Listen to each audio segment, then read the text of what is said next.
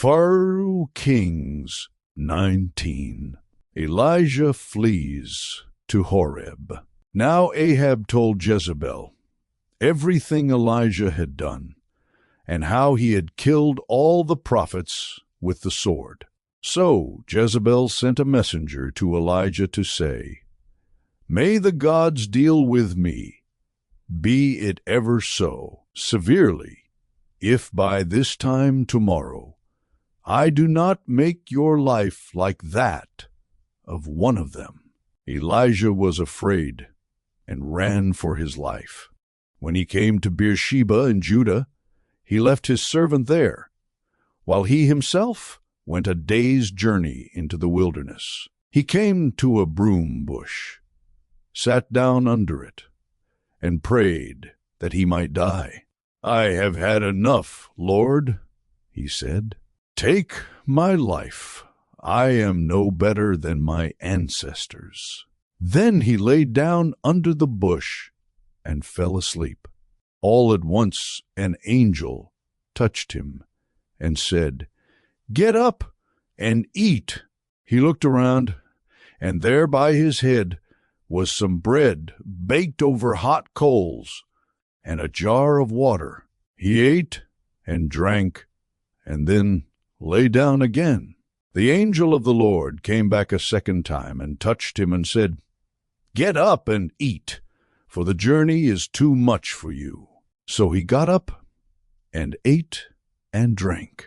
Strengthened by that food, he traveled 40 days and 40 nights until he reached Horeb, the mountain of God.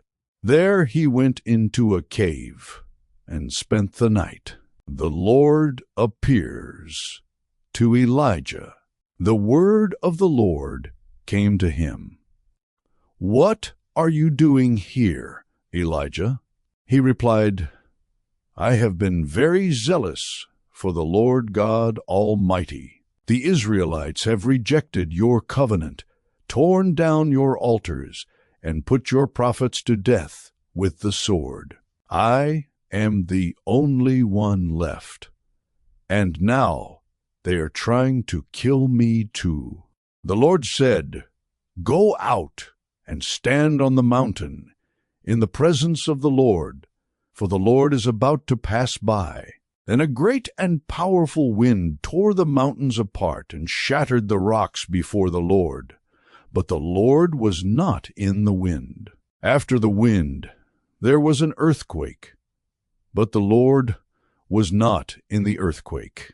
After the earthquake came a fire, but the Lord was not in the fire.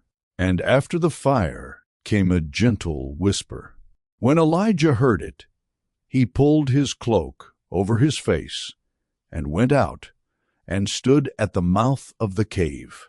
Then a voice said to him, "What are you doing here, Elijah?"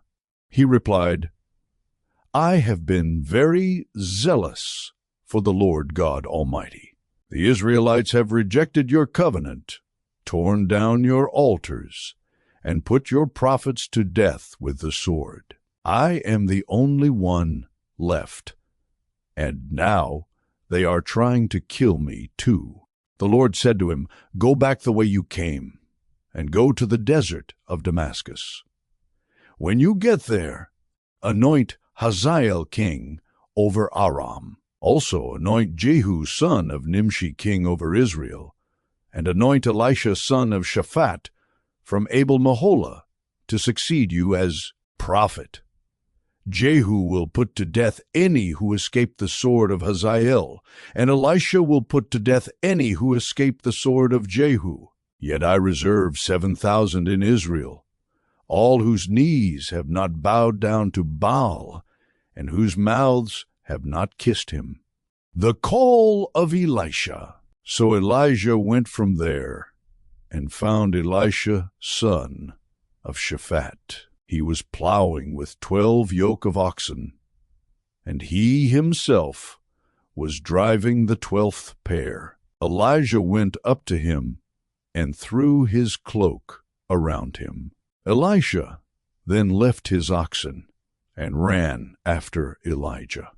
"Let me kiss my father and mother goodbye," he said, "and then I will come with you." "Go back," Elijah replied. "What have I done to you?" So Elisha left him and went back. He took his yoke of oxen and slaughtered them.